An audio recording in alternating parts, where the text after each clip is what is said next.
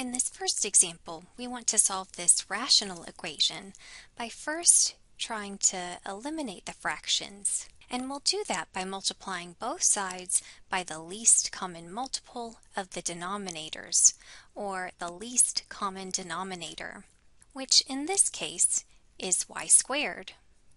Distributing on the left gives us 6y squared plus 10. And simplifying on the right side, we get negative 19y.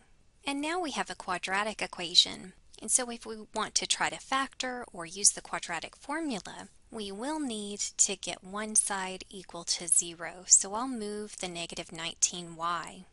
So before I try to factor, I'm going to just determine whether this expression is factorable using the discriminant, that b squared minus 4ac, which is 121, a perfect square, and therefore our solutions to the equation should be rational numbers. So next I'll try to factor using the slide divide method, where we first slide the leading coefficient, which is your a, to the back and multiply it by c, and then factor this new expression. Next, divide the constants by the number that you had slid earlier, which is your a, and reduce any fractions. And lastly, slide back if you still have any fractions. And our factors are 2y plus 5 and 3y plus 2. Set each of those factors equal to 0 and just finish solving. So we get y equals negative 5 halves, or y equals negative 2/3. And just verify that these solutions work in the original equation, which they do.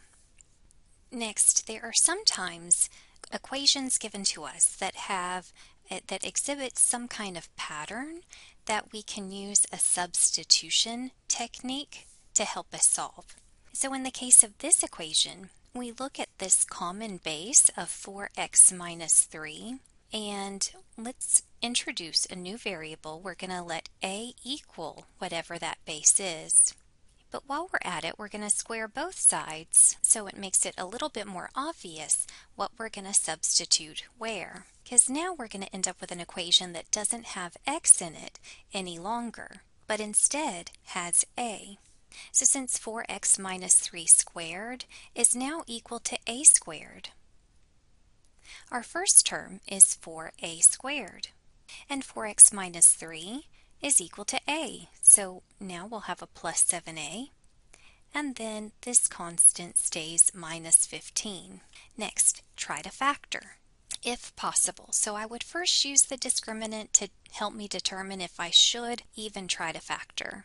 Then I'll slide the 4 and multiply to get a squared plus 7a minus 60, and then factor that expression as a plus 12 times a minus 5. Next, divide those constants by the number you slid initially, which was 4. Reduce if possible, and if not, slide the denominator back to the front of the binomial. So our factors are a plus 3 and 4a minus 5. Next, set each factor equal to 0 and solve for a. But our original equation involves the variable x, which is really what we want to solve for. Since we know that a equals 4x minus 3, as we had defined it at the beginning of our problem, substitute 4x minus 3 for a, and then solve each of these new equations, which gives us one solution of 0, adding 5/4 and 3, getting a common denominator, we get 5/4 plus 12/4, or 17/4, and then divide both sides by 4, which gives us 17/16. Lastly, we want to verify that those two solutions work in the original equation, which they do. Well, this next equation, I would still classify it as a quadratic-like equation, because hopefully we can rewrite it in a quadratic form using substitution. So we'll first look at those powers of x and double check the bases are the same, which they're both x, and the bigger exponent is twice as large as the other. So now we're going to introduce another variable. We'll say a again, and it'll be the smaller of those two powers. So let a equal x to the 1/3 power. If we square both sides, we find that a squared equals x to the 2/3. And we are now ready to start the substitution process. The 2 as the coefficient remains a 2. X to the 2/3 is now a squared.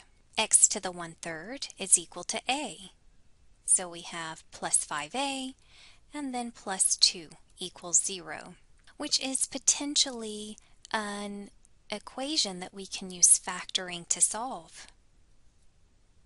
So I factored the left side, set each factor equal to 0, and solve for a. Using the fact that a is equal to x to the 1/3 power as we had defined it initially, substitute x to the 1/3 for a. And lastly, we're going to cube both sides of each equation to get rid of the 1/3 power. And -1/2 cubed is -1/8. -2 cubed is -8. And verifying that both of these solutions work in the original equation, we determine that this equation does have two solutions.